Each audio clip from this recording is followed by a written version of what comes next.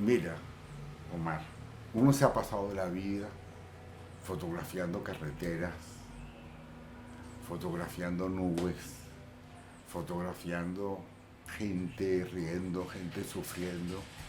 Y uno tiene la sensación a veces de que estás loco, de que has estado viendo cosas que no le importan a nadie. Y es verdad, es cierto, o sea, pero ha sido tan rico, tan sabroso que no, o sea, yo lo vuelvo a vivir y creo que lo vuelvo a hacer. O sea, he pasado una vida magnífica, magnífica.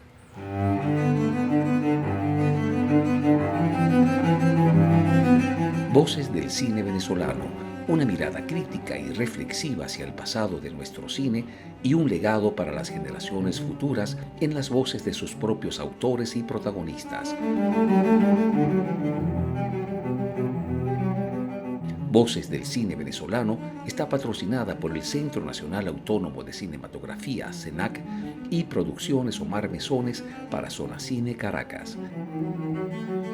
Y para el episodio de hoy contamos con la participación de nuestro invitado especial, Andrés Agusti. Y como siempre, quien les habla, su anfitrión, Omar Mesones.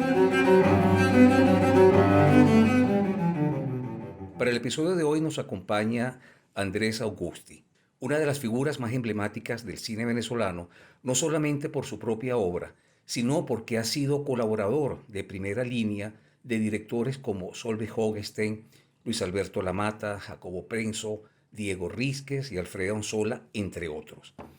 Documentalista y fotógrafo por naturaleza, el encuentro de hoy con Andrés pienso que se lleva a cabo en un momento muy importante para nuestro invitado, para Andrés, ya que en muy pocos días emigrará para España, su tierra natal. Andrés, bienvenido a nuestro programa. Gracias, Omar. Un gusto y un honor. Realmente has mencionado personas muy queridas y claro, han faltado nombres. Sí, porque fíjate, por ejemplo, me gustaría hablar de Oscar Galvizu, con quien tuvo el gusto de hacer la dirección de fotografía de El patio se está hundiendo. Un gran artista realmente. De Joaquín Cortés, muy bien conocido por todos los venezolanos y con quien compartimos tantas cosas, tantas experiencias, ¿no? De vida. Andrés, siguiendo la línea que ya acostumbramos en nuestro Uh-huh. programa, me gustaría pedirte que por favor nos hablaras de tus primeros años de vida.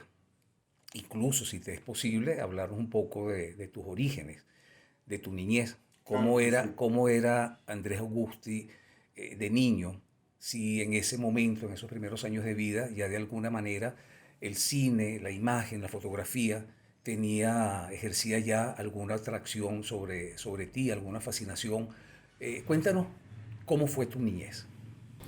Mira, yo soy español de origen. Nací en Barcelona en un barrio denominado Sarriá, como el Sarría de aquí, pero con un desplazamiento fonético, ¿no? En la calle Tradición número 5. Soy el último hijo de una familia paralela que mi papá, un hombre de mucho éxito, nos dio su apellido a todos porque tenía muy buena posición económica. A mí y a todos, creo que a todos mis hermanos, nos registraron en Granollers porque era más barato sobornar a los funcionarios de Granollers que a los de Barcelona, ¿no? Pero yo llevo el apellido de mi padre y el de mi madre, Andrés Agustí. Mi padre era Agustí Monsec y mi madre, Antonia Gómez García. Fui a la escuela y al colegio desde muy niño y cuando llegué a Venezuela ya tenía el tercer año de bachillerato, que allá es distinto, pues, ¿no? Sin embargo, aquí me dieron una buena equivalencia en el consejo técnico. Nosotros íbamos al cine, un cine que se llamaba Cine Bretón, y el programa en aquel momento constaba de dos películas largometraje y en el intermedio el noticiero Nodo, donde nos enterábamos de las últimas cosas que había inaugurado Francisco Franco. En la escuela cantábamos el Cara al Sol con la camisa nueva todos los días.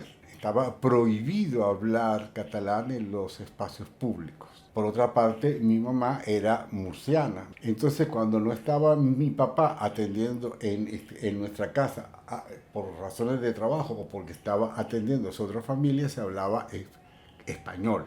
Entonces, yo nunca aprendí a hablar catalán. Mis aficiones cuando era niño, además de ir al cine que me encantaba, y hay escenas de esas películas a las cuales yo tenía acceso porque todos mis hermanos habían ido antes. Entonces el portero decía, pase, simplemente porque era hermano de todos los que habían ido antes que yo al cine. Entonces yo veía películas que no tenía que ver.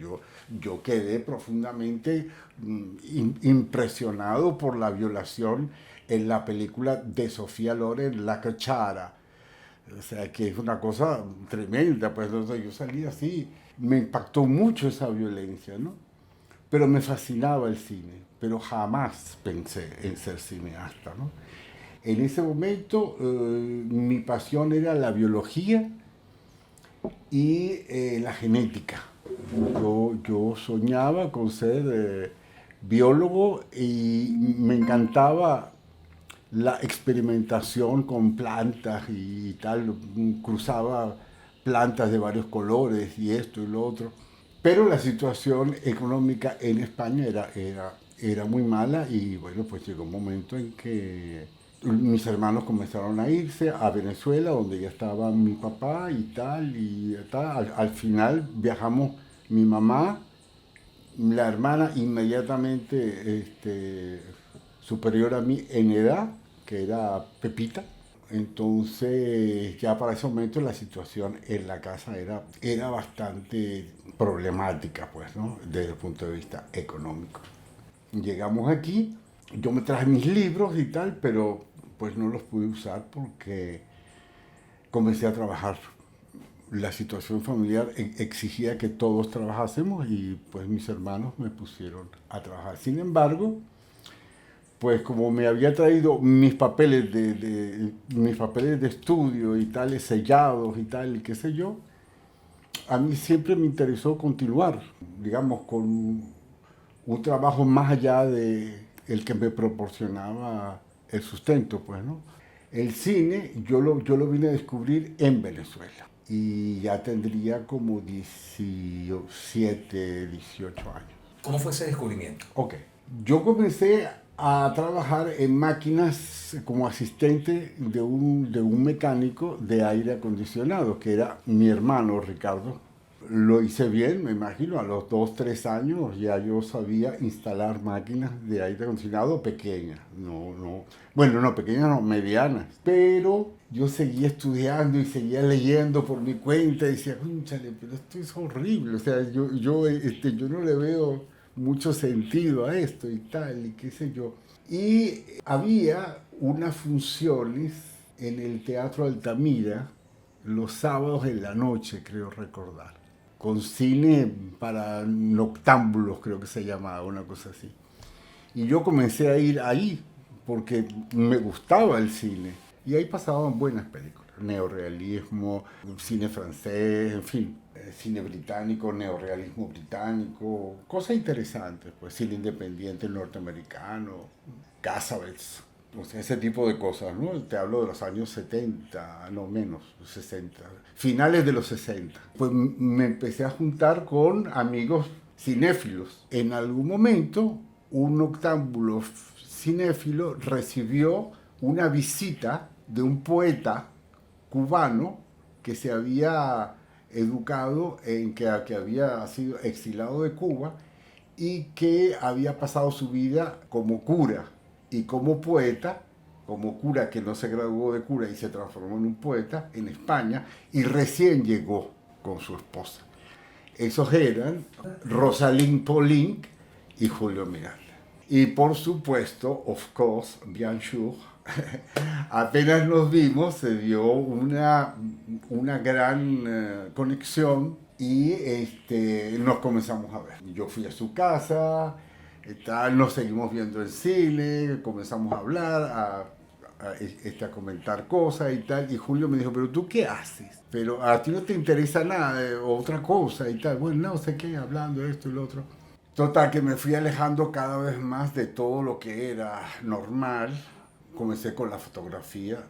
Julio me presentó a Miguel Gracia, uno de los mejores fotógrafos de teatro que ha habido en Venezuela y básicamente en Caracas, que me admitió en su cuarto oscuro, me enseñó a revelar, en fin, comencé a tomar fotos, a revelarlas, a ampliarlas, etcétera, tal, qué sé yo, pero claro, eso no daba dinero.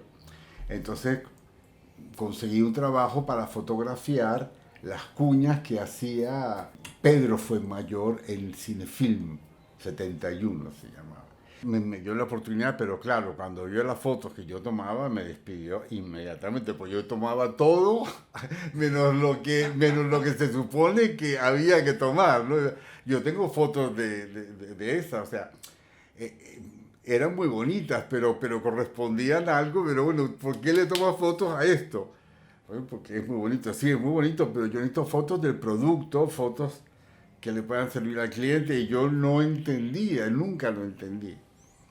Pero me despidieron, entonces yo me dije, bueno, si esto es el cine, adiós luz que te apagaste, yo sigo con mi fotografía, o bueno, entonces busqué otro trabajo que era con mis hermanos que habían quebrado como con el aire acondicionado, pero ahora tenían máquinas para vender café.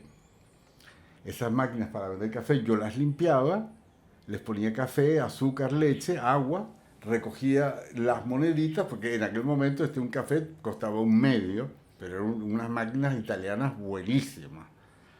Te daban negro, con leche, marrón, una cosa estupenda, ¿no?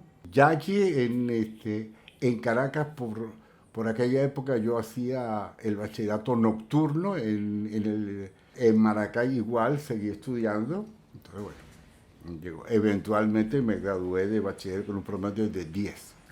En fin, fue el momento más feliz de mi vida.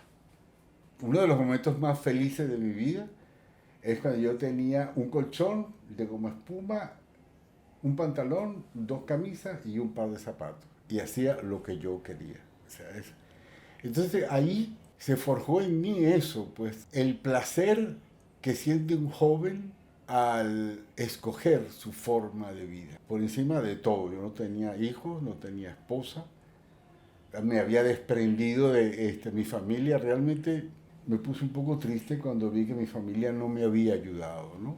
Y me empecé a alejar de ellos porque dije, bueno, pero ¿qué es esto? O sea, ¿por qué? O sea, no me informaron mejor, o sea, me pusieron a estudiar, si yo lo que quería era estudiar, en fin. Comencé a consumir algunas cosas que tal vez fue una etapa, fue como muy común en aquel momento. Afortunadamente fue una moda y lo dejé sin mayores consecuencias, gracias a Dios. Entonces se produjo el milagro. El milagro fue que yo estaba trabajando con Vladimir Cerza, El fotógrafo. el fotógrafo, mi maestro, uno de mis maestros en esta fotografía, un ser increíble. Él iba a un cuarto oscuro que le había prestado Juan Santana, que estaba en el espacio que tenía Pepeca Cine. Entonces yo trabajando con Vladimir ahí, haciendo mis copias y esto y lo otro y tal y tal. Mira, aquí están haciendo una película gratis, los fines de semana están trabajando en 16 con Alfredo Lugo y tal, y Juan Santana, Belén Rojas, Fernando Toro. No, esto es otra cosa. Entonces yo fui. Me abrió la puerta Livio Quirós. Buenas tardes. Mire, yo vengo a ver si que me dijeron que estaban filmando una película y soy fotógrafo, traje algunas fotos. Tal. Bueno, déjenlas aquí, me dijo Livio, que yo se las voy a mostrar a ellos, a ver.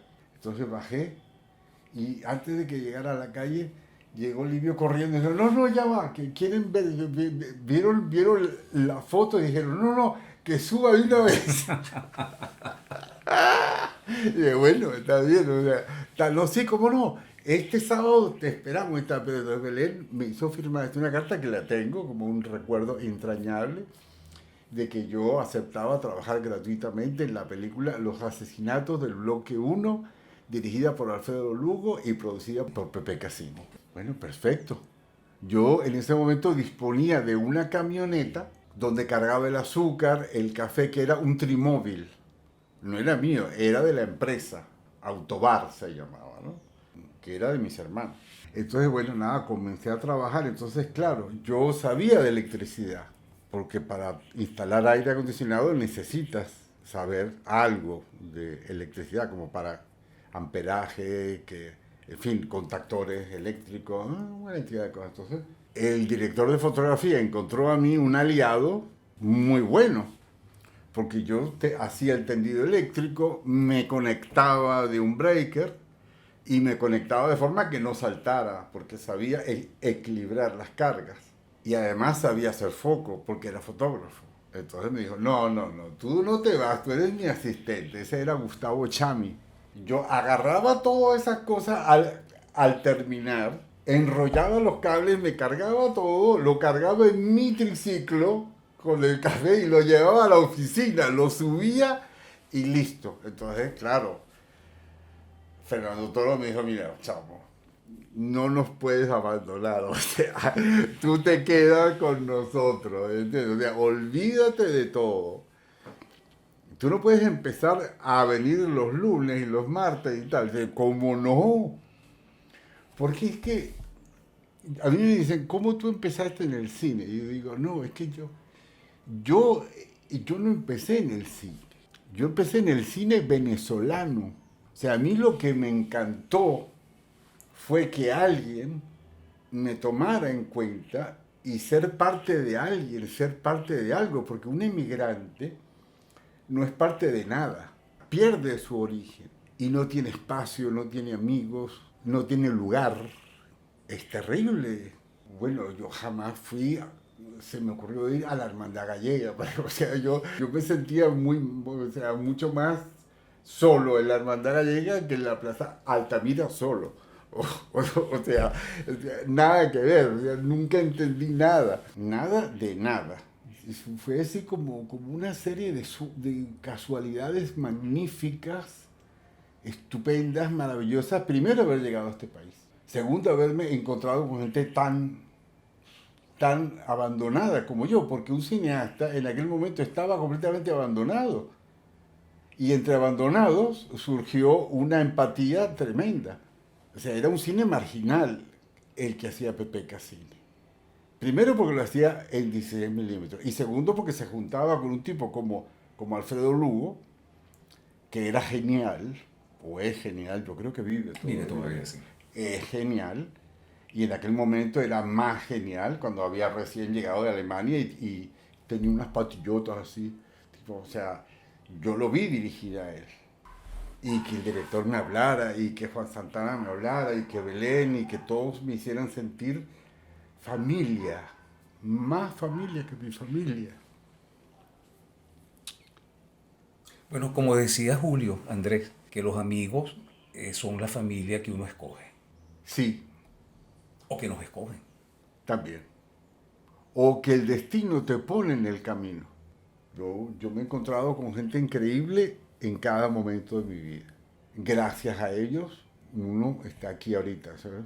Como que es. Y Juan Santana me enseñó a montar moto, porque yo era el que iba a comprar café en la noche. Cuando ellos estaban editando, me mandaban a mí a comprar café. Y yo usaba la moto de Juan, pero llegó un momento en que yo me compré mi moto. Entonces ahí fue que me convertí en motorizado y usé la moto hasta todo el tiempo que estuve aquí en Caracas, hasta los 60 años. Tuve varias motos, pues. Venía gente y alquilaba la cámara y con la cámara alquilaban el camarógrafo y el director de fotografía, que era yo. Por ejemplo, ahí llegó Solveig Hogestein para hacer El mar del tiempo perdido. Entonces le alquilamos la Eclair, le alquilamos a Andrés Agusti, le alquilamos cosas, pues, ¿no? Ahí hicimos Santana. O sea, Juan, Sí, bueno, es que en Pepeca está Santana, Fiebre. Fiebre fue la última película de Pepeca, que esa la dirigió Juan y bueno, pues le echamos pichón todos, pero fue un pequeño fracaso o un gran fracaso de taquilla. Y todo, estaba Caracas llena de vallas, con Lucio Bueno herido, amarrado a un poste y tal, ¿no? Y bueno, pues la película se hizo con una exquisita fotografía, con todo, con una dirección de arte de primera, tal, pero no fue taquillera. Eso fue un desastre total, porque ahí no se le nadie cobró. Entonces, bueno, Juan, que era, digamos, el líder, dijo que él no iba a hacer más cine en Venezuela porque pues era muy contracorriente, pues. Se había dado cuenta que ese no era el camino y disolvió Pepeca. Cada uno nos repartimos las cosas, proyectores, micrófonos, Mario Nazoa, cámara, tal, no sé qué, tal, y ya. Se entregó la casa y listo. Entonces fue como los Beatles. Cada uno pues siguió tocando, pero el grupo se disolvió, ¿no? Cine 68. No, bueno, Alfredo siempre fue una persona importante en este Pepeca. O sea, siempre su experiencia como cineasta y como sociólogo, por supuesto, siempre fue muy determinante en la toma de decisiones. Y inclusive se solicita muchacha de buena presencia y motorizado con moto propia, contó con Fernando Toro y con Juan Santana, y conmigo, y con Belén. O sea, fue casi como una coproducción, pues, ¿no? Y Alfredo tiene su propia forma de producir, que no tiene nada que envidiarle a la de Pepeca.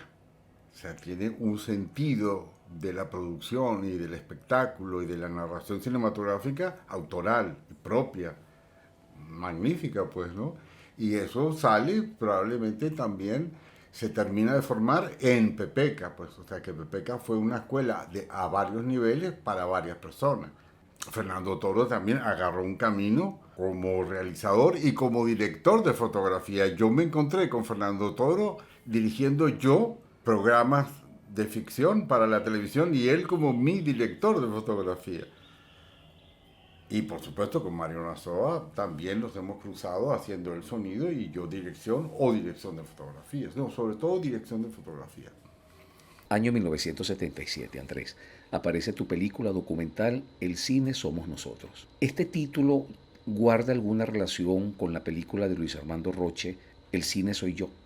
No creo, o sea, más allá de una afortunada o desafortunada coincidencia en cuanto a los títulos, pero nada, o sea, yo estaba buscando un título para mi película y Sandra Mundino, la esposa de mi gran amigo Gilberto Merchán, fallecido por el COVID recientemente, me dijo, bueno, piensa en algo que tenga que ver con que el cine somos todos, que el cine, o sea, pues cuando yo le expliqué de qué se trataba la película, ella pues me sugirió varios y a mí me gustó ese, pues, el cine somos nosotros. Ahora yo me enteré que Luis Armando Roche había hecho El cine soy yo, y me pareció muy bueno pues que hubieran ópticas que fueran simétricamente iguales, aun siendo distintas, pero que nos llevara a eso, pues que el cine tiene varias esferas o varias perspectivas. Me contentó esa casualidad, pero la casualidad se produjo antes de yo saber que había otra película, ¿no? Es importante recordar aquí que el cine somos nosotros fue un éxito monetario, pero tremendo. El cine somos nosotros. Nadie cobró, ni Jacobo Penso, ni Mario Nazoa, ni los asistentes, ni nadie. Todo el mundo trabajó poniendo su sueldo para hacer la película. Pero cuando le dieron el premio nacional, el premio municipal, el que hacía las veces de concejal de cultura dijo: esta película la voy a poner obligatoria, porque yo tengo derecho, el municipio tiene derecho a 10 minutos de mensajes culturales antes de las películas. Entonces yo voy a poner esto como obligatorio en varias salas de cine. Consiga usted la sala que usted quiera y vaya y hable con el dueño y con esta carta dígale que está obligado a pasar esa película. Bueno, y yo fui a hablar nada más y nada menos que con Antonio Blanco, porque lo había entrevistado en la película. Y él salía con un habano diciendo, Y él pidió ver la película y la vio él con su esposa. Yo no quise ir, yo no quise ir, pero entonces alguien fue y tal, no sé qué. Parece que a Antonio no le gustaba mucho, pero la esposa dijo, es muy democrática. Cada uno dice lo que quiere, o sea, es buena película, la vamos a pasar. Y entonces Antonio dijo, es muy democrática, la vamos a pasar. Y entonces, ¿sabes con qué película la pasaron? Con Orca, la ballena asesina.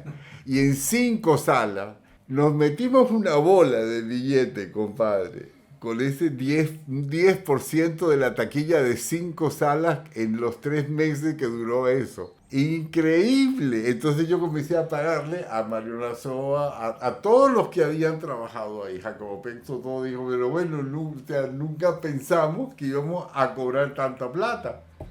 1980, Andrés, aparece y dirige Struction Mobildotone. Strutio fue una oportunidad de oro desperdiciada porque en el momento en que hicimos Strutio, Oscar Garbizo estaba filmando El patio se está hundiendo y Roberto Siso estaba terminando Un día de suerte. Las 3 historias estaban conectadas temáticamente con referencia a el dinero fácil. Pudimos haber reunido nuestros 3 cortos. Estaban reunidos por actores, por direcciones de fotografía y por tema.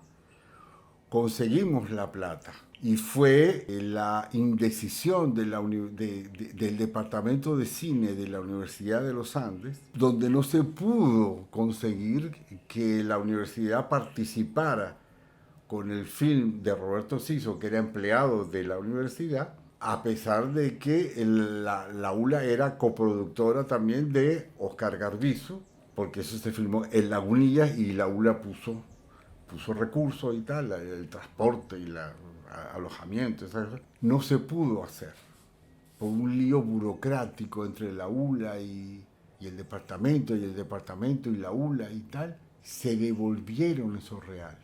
Esa fue mi primera rechera con la ULA, pero bueno, pero fuertísima, ¿no?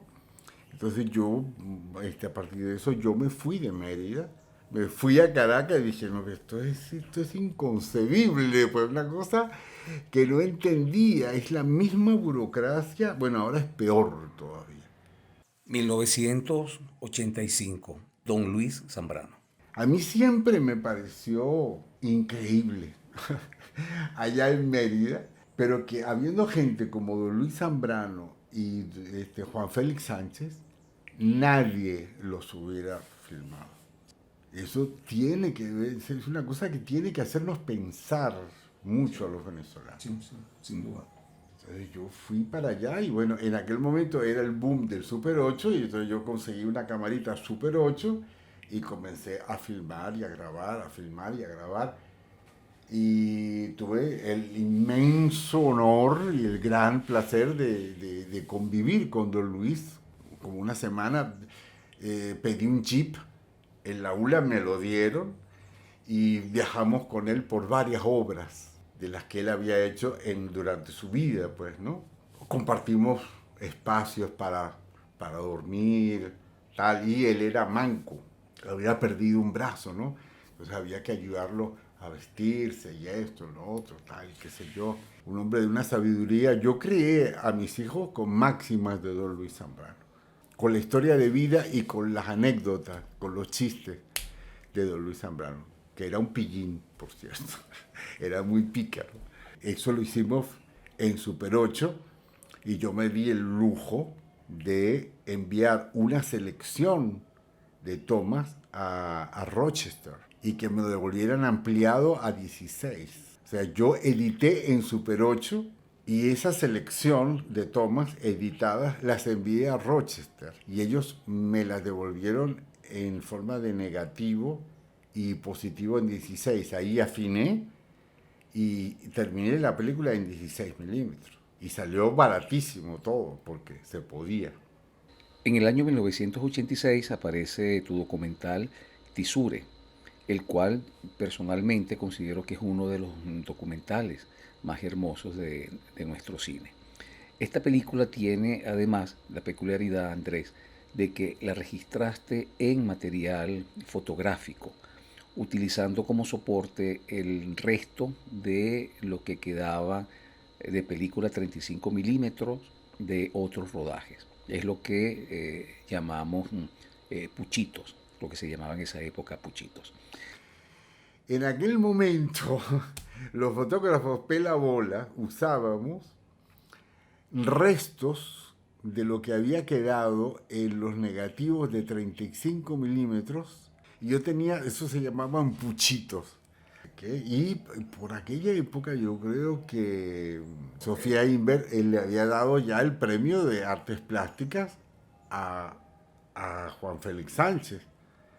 Y yo vi eso en Caracas y dije, ¿cómo es posible que yo descubra en Caracas lo que está en Mérida? Me dio una tristeza conmigo mismo increíble. O sea, pero si eso, o sea, claro, o sea, entonces yo tengo que contentarme con ver cómo la señora Inver recrea de una manera magistral los Andes y poniendo una silla hecha por Juan Félix en un espacio tal, bellísimo. Pero si yo puedo estar allá, por Dios, o sea, me fui corriendo para allá y le dije a mi gran amigo Oscar Chaparro, mi primer viaje fue con él, me enseñó a pescar truchas y esto, y él habla así, mire profesor, no se mueva, que la trucha, hay que estarse quieto aquí para pescar trucha.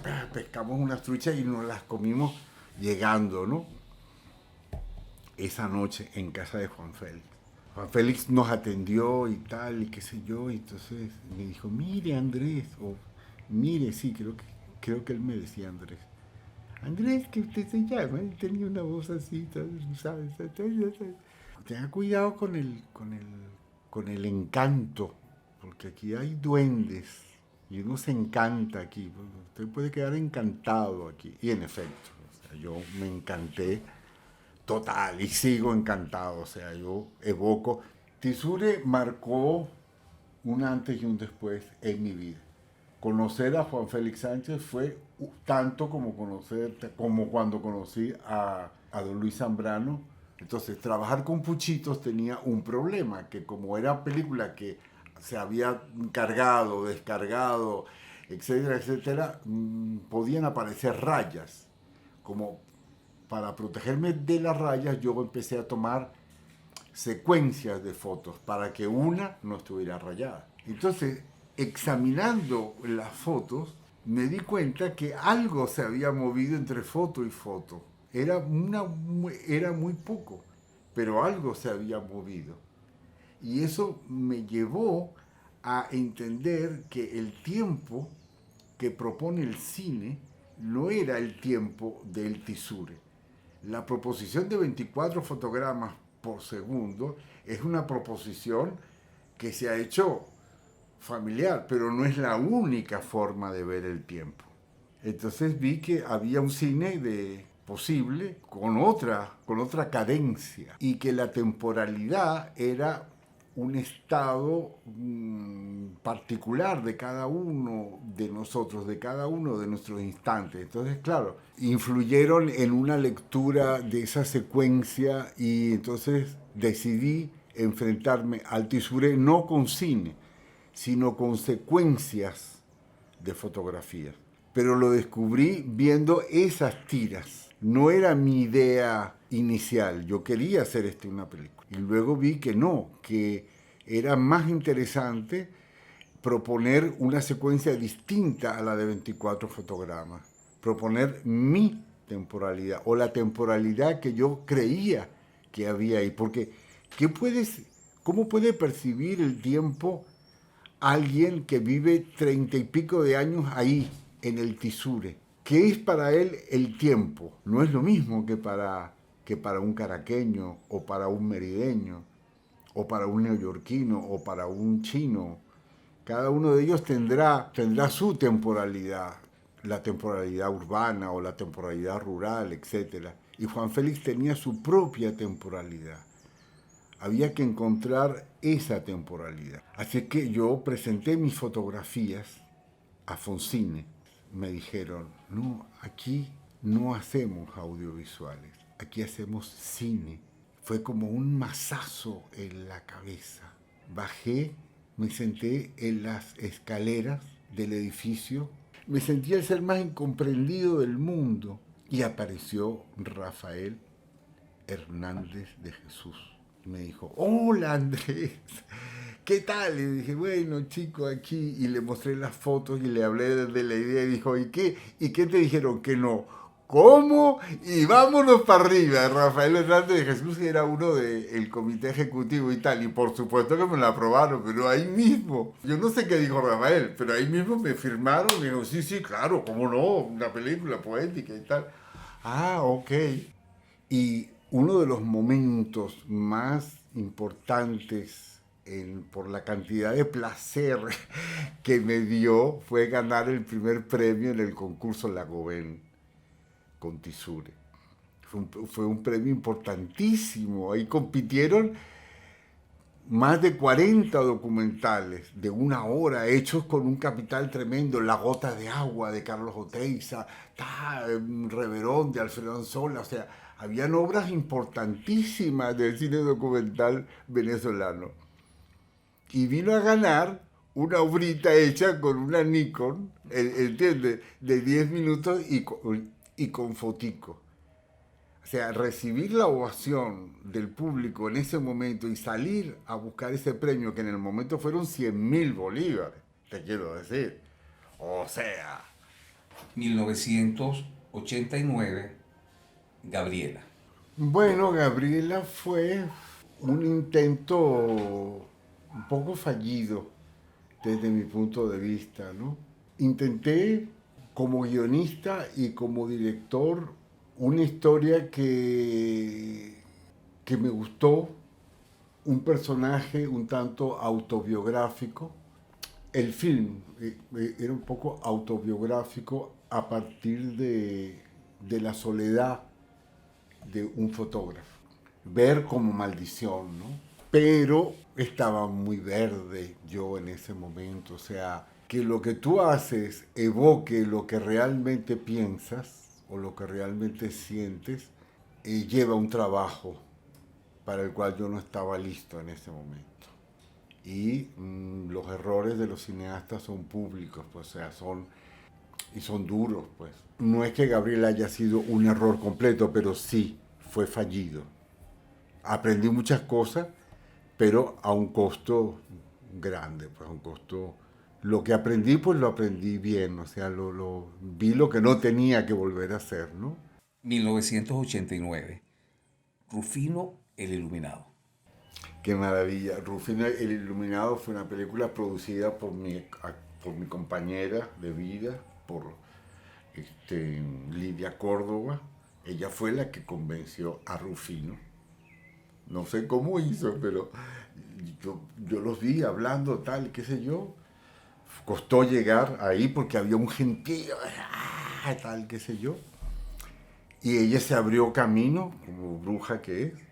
Llegó donde Rufino, habló y Rufino volvió y dijo que sí, que más tarde que vayamos para su casa. Y ahí empezó todo. Creo que es la única película por la cual hemos vendido una copia en Islandia, porque fue invitada al Festival de Tampere. Creo que es la primera y única vez que nos han comprado una copia de algo. Una película premiada aquí también como mejor documental y tal. Muy interesante haber conocido a Rufino. La filmamos en 16 milímetros. Yo hice mucha cámara, pero también hubo gente que nos ayudó en el sonido y tal, qué sé yo. Fue hecha también muy para eso, o sea, muy para coño. Tenemos que vivir del cine que hacemos. Vamos a buscar un tema que tenga taquilla. Entonces, como Rufino estaba de moda en aquel momento, porque estaba curando colas de miles de personas, dijimos, no, vamos para ahí como periodistas y como documentalistas. Y eso probablemente lo vamos a poder vender. Efectivamente, ya te comenté, o sea, fue la única vez que hemos vendido algo, ¿no? Y aún así, nunca, pero es que ni de broma, o sea, nos traicionamos en nada. Simplemente que no era nuestra, yo nunca había buscado en esa línea. Por supuesto que me documenté mucho, ¿no? Sobre ese tipo de milagros y de la autenticidad de ese tipo de cosas y tal. Y bueno, pues absolutamente, o sea, eso pasa. Nadie sabe por qué, pero eso pasa y eso funciona y punto. O sea, de que vuelan, vuelan y eso es absoluta verdad. Y Rufino era un tipo absolutamente auténtico. 1991, Parque Central. Como toda obra simbólica, tiene muchas interpretaciones, ¿no? Surge de una necesidad voraz de hacer algo, de filmar, y de una frase, asociada a una frase de Anton Chekhov, que dice, si quieres conocer el mundo, asómate a la ventana de tu casa. Y yo vivía en la Candelaria. Entonces, claro, me encontré con Parque Central, ¿no? Y entonces yo en ese momento, como te he mencionado, yo andaba en moto. Y entonces, bueno, comencé a dar vueltas y tomaba fotos. Y entonces, otra vez, viendo las fotos, igual que cuando vi las fotos de Tixure, vi que había una temporalidad especial, viendo los contactos de las fotos que había tomado, buscando un tema, buscando una música, buscando un compás, buscando algo, porque yo decía, no, o sea, es que filmar, tú lo sabes, se transforma en un vicio tremendo. O sea, tú tienes que estar trabajando, tienes que estar produciendo, lo necesitas. Eso pasa hoy a mis 73 años, yo estoy terminando la plaza y ya estoy pensando en el otro, o sea, ojalá pueda, ¿entiendes? Empecé a descubrir en los contactos que aparecía Parque Central. Y entonces comencé a investigar y vi lo importante que era el centro en una ciudad occidental. La idea del centro, idea que después he cultivado en mi doctorado de antropología y por la cual hice la plaza. En aquel momento yo no sabía lo que sé hoy, pero intuí rápidamente que el centro era donde estaban las cosas importantes. La centralidad preside la estética occidental. Claro, Parque Central no es el centro de la ciudad, pero se ve desde toda la ciudad. Entonces yo hice de eso un centro. Esa torre recubierta de espejos nos ve a todos. Es un vigilante que ve a la ciudad. Entonces yo escribí ese guión y milagro. Conocí a una persona que se llamaba, falleció lamentándolo mucho. Fue una de las fundadoras de Telesur, Dios mío. Bueno, ella fue una de las creadoras, ya me voy a acordar, una de las creadoras del programa South de Channel 4. El programa South reunía cortometrajes, obras cinematográficas de los países del sur y daba un jugoso financiamiento a cada realizador. Uy, qué buena idea. Qué buena idea. Entonces me llamaron, viajé a Londres, una cosa increíble. Me llamaron a una reunión de producción y me dijeron, señor Agusti, creemos que la partida para Tirro está un poquito alta. Por favor, en vez de $300 le vamos a dar 100. Yo dije, me parece bien. Ok, subo al piso 12.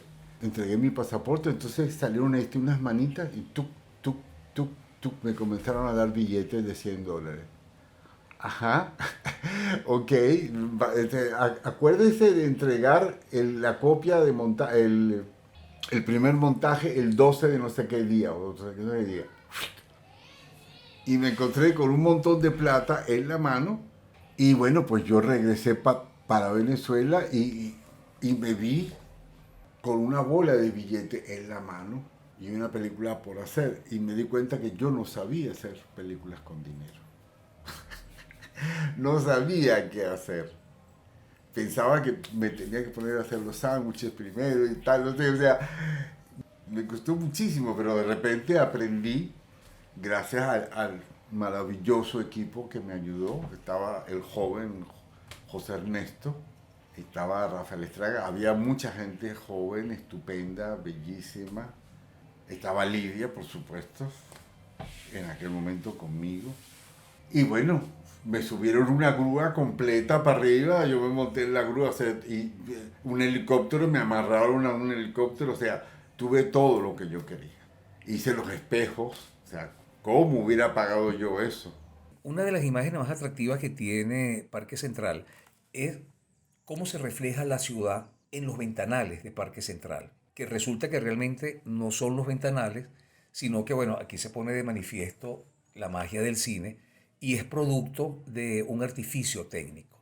¿Podrías hablarnos un poco sobre cómo fabricaste, cómo produjiste esas Claro, imágenes? claro que sí, con mucho gusto. El arte es, muchas veces es eso, es un engaño desde ese punto de vista, pues, ¿no? Y el cine, por supuesto, es más que todo una trampa de ojo.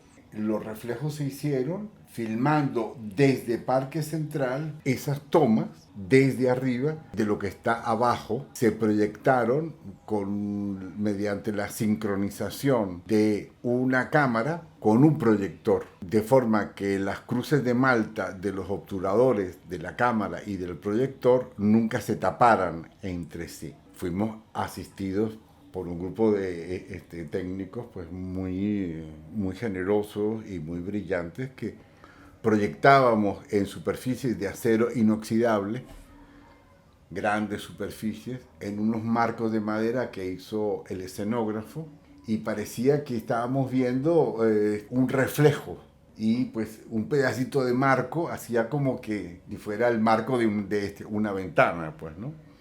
Así se hizo. En el 2002, Andrés, Los rostros del almirante. Esta película tiene una narrativa muy interesante porque se va nutriendo de otras películas para narrarse a sí misma. Y me recordó mucho a una película hollywoodense que se llamaba Cliente muerto no paga, que era una película que también su narrativa avanza nutriéndose de otras películas. Ok, Háblanos de claro. Los rostros del almirante, Andrés, por favor. Efectivamente, Cliente Muerto no paga inspiró mucho a la posibilidad de un cine estructural. O sea, que las historias se repiten una y otra vez, una y otra vez, una y otra vez. Entonces, buscando temas, pensamos en Don Quijote, pensamos en Carmen, la ópera. Hay tantas versiones de Drácula, que efectivamente con esa idea presentamos un proyecto de Érase una vez y otra vez se llamaba, ¿no? Que fue un film también con muy buen financiamiento y muy ambicioso, pues, ¿no? Fue un gustazo trabajar con Alejo Felipe, y con todo el equipo de gente, con el sonido, por supuesto, que lo hizo Víctor Luker, que fue una gran ayuda para nosotros en todo el proyecto, porque él se hizo cargo de la mezcla también. Anascui, que hizo un trabajo con la música bellísimo, bellísimo realmente, ¿verdad? Y la edición se hizo en HBO. Yo estaba muy abrumado realmente. Sentí que no lo había hecho bien y que me había equivocado. Siempre, muchas veces he tenido esa impresión cuando hago mis cosas que, que no me lo creo hasta que alguien me dice, oye, qué bien quedó. O sea, es así como una inseguridad eterna, ¿no? Y en ese momento fue muy acentuado. Realmente yo estaba muy sobrepasado. Mi intuición siempre fue mucho más grande que mi erudición. Hice las cosas con muy poca información. Ahora tengo mucha información y siento que ya no tengo intuición. Eso suele suceder en la vida, ¿no? Esperemos que no sea mi caso, ¿no? Siento que la película no fue bien valorada en Venezuela porque, claro, el gobierno actual muy acertadamente decidió cambiar la nao por el buque de Miranda, ¿no? Está muy bien, o sea, esos valores no implicaba destruir la nao, no implicaba derribar la estatua de Colón. Hay formas menos traumáticas de dar a conocer nuestra historia, que es también la historia del otro. El trabajo de Javier Guerrero en la investigación de los films fue excelente. Javier Guerrero fue mi asistente de dirección y el que investigó las películas y se encargó de la negociación de derechos y todo. Javier Guerrero, un graduado en letras en la Universidad Central de Venezuela, que creo está en los Estados Unidos ahorita. 2005. Navidad Natividad. Escribimos proyectos y los metimos y bueno, salió Navidad Natividad, que fue una gozada increíble, como todas las películas que hemos hecho, la verdad. 3 equipos llegaron a ver en un cierto momento, porque claro, el 28 de diciembre se celebraban o se celebra la matanza de los santos inocentes de formas muy distintas en varios sitios de Venezuela. Entonces, lo interesante era ver esa especie de tantas versiones para conmemorar el mismo día, tantos estilos distintos, ¿no? Hasta 3 equipos. Uno de ellos lo dirigió José Ernesto, aquí en Caracas. Otro, el de Libia, fue para un pueblo andino. Y yo fui para el oriente, para el 28, justamente, porque era muy interesante ver esas 3 cosas, ¿no? Se filmó muchísimo. El editor, gran amigo nuestro, se reía, me decía, bueno, pero ¿esto qué es? ¿Esto es un largometraje o una serie sobre la Navidad? Porque nosotros somos muy locos, o sea, nunca hemos visto los gastos ni los costos, sino vamos a hacerlo lo mejor que podamos y hacer esto, y no importa un día más o 2 días más o 2 minutos más, etcétera, ¿no? Y había un material bellísimo, no lo pudimos meter todo. Pero pues la película, nada, fue una gran experiencia y se inscribe pues en un cine al servicio de la divulgación, al servicio de la cultura. 2006, La porfía de Santa Inés.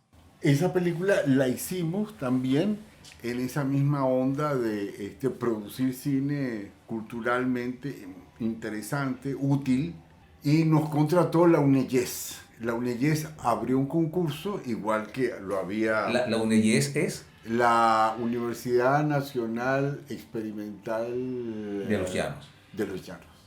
La UNEYES abrió un concurso para hacer un film sobre Alberto Arbelo Torrealba y nosotros metimos nuestro proyecto, salimos favorecidos. Lo que iban a ser 50 minutos pues fueron 80. Ahí también nos encontramos con esa cosa de huir del documental expositivo. Intentamos hacer un film indudablemente expositivo, pero que se veía a sí mismo. Entonces hicimos entrevistas a gente que habían visto ya parte de las otras entrevistas y que se refieren a esas entrevistas. O sea, tratamos de dar una interactividad entre los entrevistados, porque claro, Alberto Arbelo tenía décadas varios años fallecido, pues, ¿no? Era imposible encontrar interactividad directa con él. Pero claro, su hijo era profesor de la ULA y era amigo mío. Era el profesor Alberto Arbelo, uno de los hijos de él. Y él me abrió el archivo de fotos de su papá y me contó cosas entrañables. Después conocí a una hija de él. Él creo que tuvo 2 hijos. Yo hablé con ambos. La hija de él, ella vive en el Tocuyo. Yo fui a su casa y la entrevista comenzó en el comedor. En un cierto momento ella me llevó a su dormitorio. Abrió una cajita y sacó una carta de amor de su papá a su mamá y me la leyó. O sea, yo conseguía una interactividad y consigo todavía una interactividad en mis entrevistas que hacen que mis entrevistas sean fascinantes, porque estoy consciente de la magia que hay en dar una información. Dar una información es dar un regalo precioso, como yo lo estoy haciendo ahora contigo. Tú abres tu corazón y se lo das a otra persona. Eso lo hago como profesor. Y por eso mis alumnos me quieren. Y la historia de Alberto Arbelo es fascinante. Cómo él llega a escribir Florentino y el Diablo y lo que era para él eso. Y resulta que han hecho varias versiones de Florentino y el Diablo. Entonces tuve la oportunidad de mezclar el material, conciertos dirigidos por Dudamel y conciertos dirigidos con otro concepto de música concreta, pues, sobre el mismo tema, o sea, varias versiones. Y por supuesto, las mezclé como con los rostros de El Almirante, porque ese es un tipo de cine, un cine estructural. Año 2006, McAdam. Un trabajo muy duro para mí. Yo iba solo con mi vehículo, parándome en sitios en plena carretera con un trípode. Llevaba un taburetico y casi toda la película la hice a la misma altura para darle más coherencia al punto de vista, ¿no? Es una película que necesitaba una uniformidad importante en el punto de vista. Porque la estructura de McAdam es una estructura de diario prácticamente. O sea, cada día pasan cosas, pero tú no sabes cómo va a terminar. Fue duro hacerla.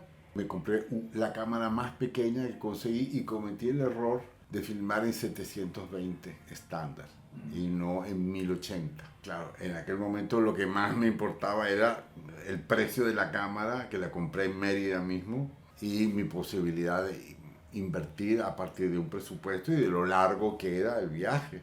Me compré un carro, un Toyota Starlet, bellísimo, me duró años. Y lo usé luego para Memorias del Gesto. O sea, con ese carro le di 2 vueltas a Venezuela completa, ¿no? Hice 2 versiones también, una un poquito más larga.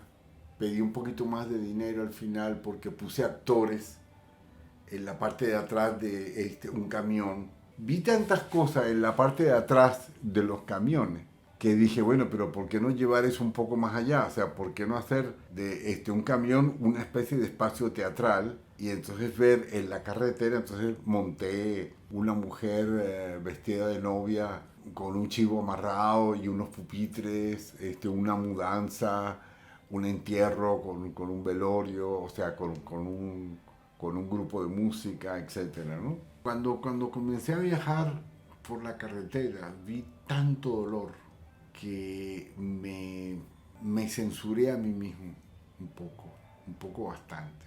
Nunca filmé un muerto, por ejemplo. Yo veía muertos en la carretera, o sea, gente que acababa de morir, que la habían pisado. Filmé animalitos muertos, pero nunca me atreví a filmar gente muerta.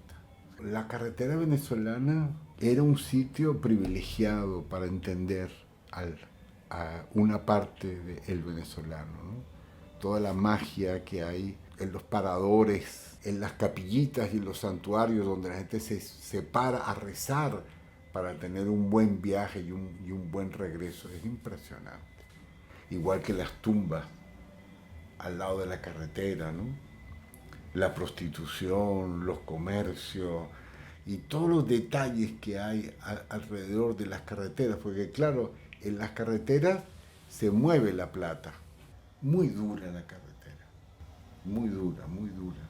Probablemente yo me enamoré de ese tema cuando viajaba con mis hermanos a arreglar el aire acondicionado, porque la central estaba en Caracas y yo instalando máquinas de aire acondicionado llegué a viajar hasta Tucupita, cuando no había puente, y montamos el carro en una chalana y llegamos a Tucupita, instalamos las máquinas a Barquisimeto, en la inauguración del Teatro Juárez, en Valencia, en el bowling. Yo viajaba mucho, viajaba en el asiento de atrás, porque los dos de delante iban mis 2 hermanos mayores, y yo viajaba atrás. Entonces, tanto ver paisaje a los 12 años, 13 años, 14 años que estuve viajando, creo que me enamoré del paisaje y de la gente que veía, ¿no? Cuando nos parábamos a comer y eso. Yo creo que McAdam fue un retorno a esos viajes. 2011, Memorias del Gesto. Memorias del Gesto fue una experiencia que tenía sentido a partir de la experiencia de McAdam, pero fui un poco más ambicioso, o fuimos un poco más ambiciosos, Lidia y yo, porque decidimos no usar la carretera como guía, sino gestualidades diversas. Y entonces tuve un tiempo viajando por Venezuela. Y lo hice con una camarita, ahora sí, de 1080, y quedó espectacular, quedó una imagen tan bonita que decidieron financiar el pase a 35, ¿no? Nosotros enviamos la película al Festival de Margarita y la rechazaron. Y para mí fue un golpe durísimo. ¿Qué argumentaron? Que no era un documental. Yo escribí una carta diciendo que, bueno, pero ¿por qué eso no es un documental? No, porque el jurado dijo que no era un documental. Nunca me habían rechazado una película en un festival venezolano. Era una película que nos había costado tanto esfuerzo, que habíamos hecho con tanto cariño, o sea, viajé por toda Venezuela. Entonces quedé o sea, dije, bueno, sí, seguramente es que me equivoqué, pues, o sea, estoy meando fuera del perol, pues debe ser que creo que es probable que ahí haya decidido que mi intuición no era suficiente y que necesitaba estudiar. Y ahí, es probable que ahí haya tomado la decisión de hacer el doctorado en antropología, para poder alimentar la intuición de una forma más sensata.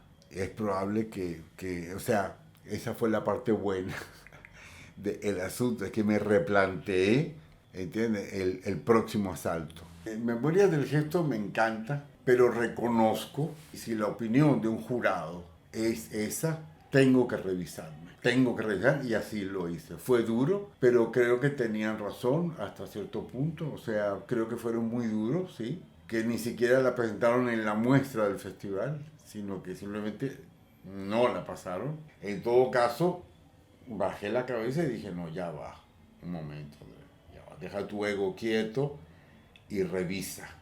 2016, Fructuosamente. ¿Piensas que esta película de alguna manera ya estaba influenciada por tus años de estudio, por la Sin academia? duda, sin duda, sin duda. Es una película muy estructural, muy estructurada, pues, ¿no? En capítulos presentados con una forma gramatical idéntica, o sea, fructuosamente, cariñosamente, inteligentemente, con la terminación mente como un gerundio, ¿no? En varios aspectos de la obra de Fruto, muy libre y muy inspirado en el Cinéma Direct de Jean Rouch. Siempre quise hacerle una entrevista a Fruto bañándose con su esposa. Siempre quise, pero yo sabía que no podía hacerlo porque la película me la habían encargado, igual que me encargaron una película sobre Alberto Arbelo Torrealba y yo no podía hacer lo que yo quisiera, o sea, tenía que hacer lo que yo quería, pero en un marco institucional. Ni siquiera se lo dije porque Fruto me hubiera dicho que sí. O sea, totalmente, ¿entiendes? Que todavía lo veo, o sea, burbuja y vapor y tal, y él ahí, y la esposa dándole en la espalda, ¿entiendes? O sea, sabroso, como un jacuzzi. Y hubiera dado una entrevista buenísima. Y de hecho hicimos varias en los restaurantes, porque Fruto comía bien, comía con gusto, pedía cosas exquisitas. Era un hombre muy cultivado, pues gastronómicamente y musicalmente y espacialmente. Como es un buen arquitecto. Me encantó conocer a Fruto y a Soraya.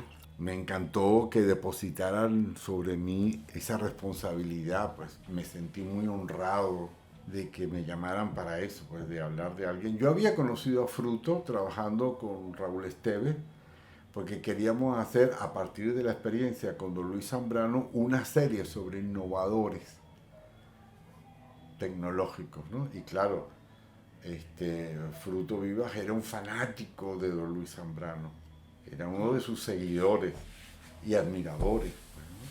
2017, Música de semáforos.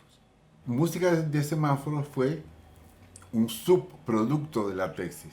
Yo me animé a hacer esa película a partir de otro milagro, porque una cámara se me echó a perder y el resultado de la imagen me fascinó.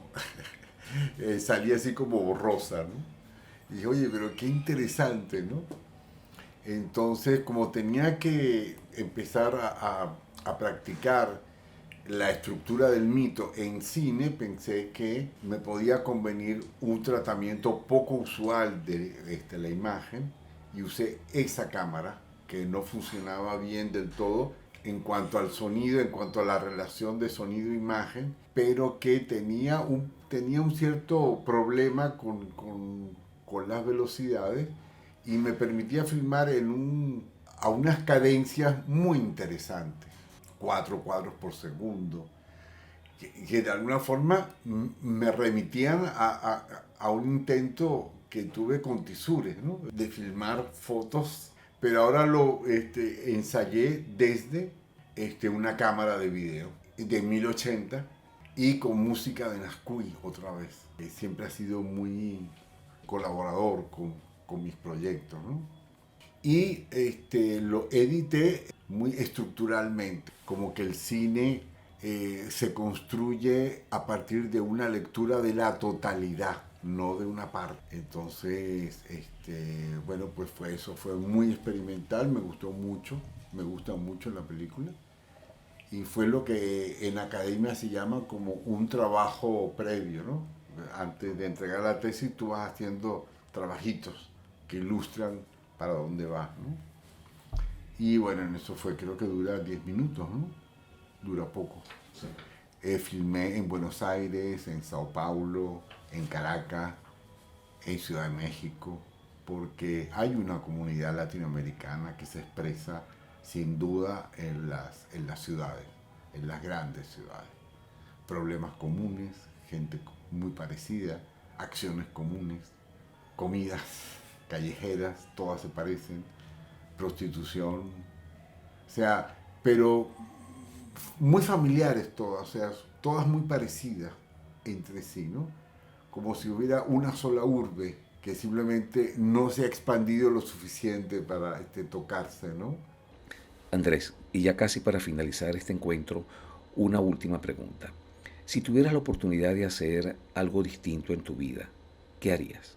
Mira, Omar, uno se ha pasado la vida fotografiando carreteras, fotografiando nubes, fotografiando gente riendo, gente sufriendo.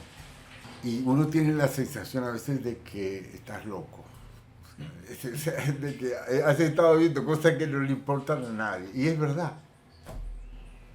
es cierto, o sea, pero ha sido tan rico, tan sabroso que no, o sea, yo lo vuelvo a vivir y creo que lo vuelvo a hacer. O sea, he pasado una vida magnífica, magnífica. Bueno, Andrés, y así llegamos al final de este episodio de Voces del Cine Venezolano. Una vez más agradecido por haber aceptado nuestra invitación y por haber compartido con nosotros no solamente tus recuerdos, sino tus reflexiones en relación a tu obra y trabajos cinematográficos. Como ya lo señalamos al comienzo, en este momento te encuentras a punto de regresar a España, con lo cual creo que estás cerrando uno de los episodios más importantes de tu vida.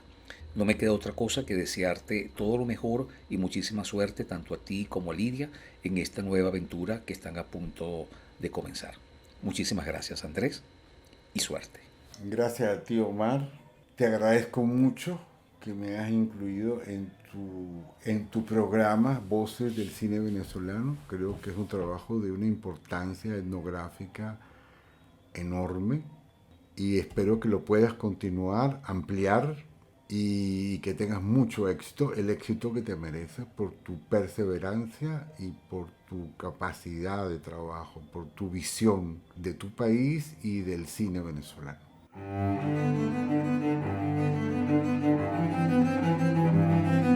Voces del Cine Venezolano, una mirada crítica y reflexiva hacia el pasado de nuestro cine y un legado para las generaciones futuras en las voces de sus propios autores y protagonistas.